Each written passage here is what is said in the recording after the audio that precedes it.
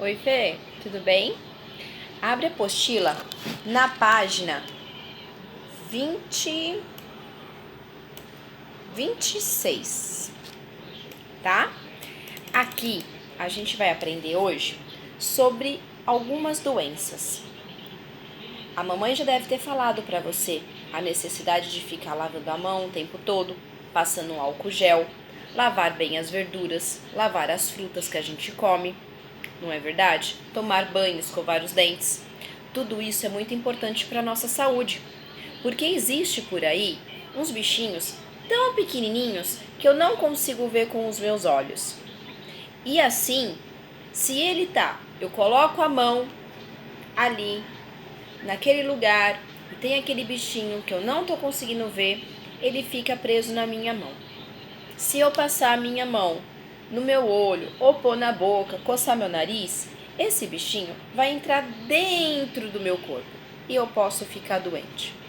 Mas não é só assim que a gente também fica doente.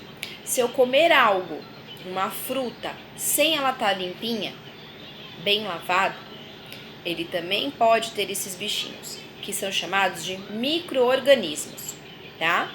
E um alimento pode estar contaminado. Ele pode me dar dor de barriga, ele pode me dar febre, pode dar tantos outros sintomas, depende do que bichinho que foi. Então, assim, lave bem as mãos, lave bem as frutas e verduras antes de comer, cozinhe muito bem toda a comida, carne, legumes, quando for comer.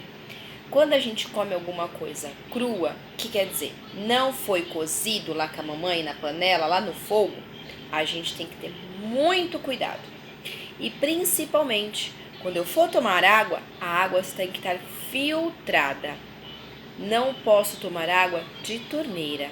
Eu tenho que tomar uma água que ela passa por um filtro.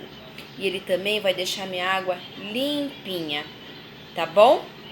Agora, Fê, a Pro vai trazer a página 27, é uma musiquinha, tá bom? Da palavra cantada.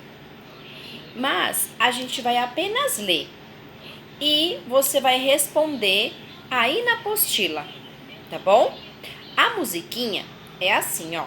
Eu não vou cantar não, eu só vou ler pra você, já que eu fiquei sabendo que você não gosta muito que a gente canta e nem mande videozinho cantando. Então é assim, ó. Não vou ficar doente, não quero infecção, não quero bactéria atacando o meu pulmão. Escovo bem os dentes, lavo bem as mãos.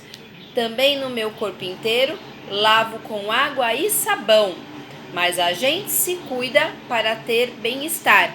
Ninguém quer ter dor de barriga e nem falta de ar. Mas a gente se cuida com higiene geral. Ninguém tem dúvida nenhuma que a saúde é o principal.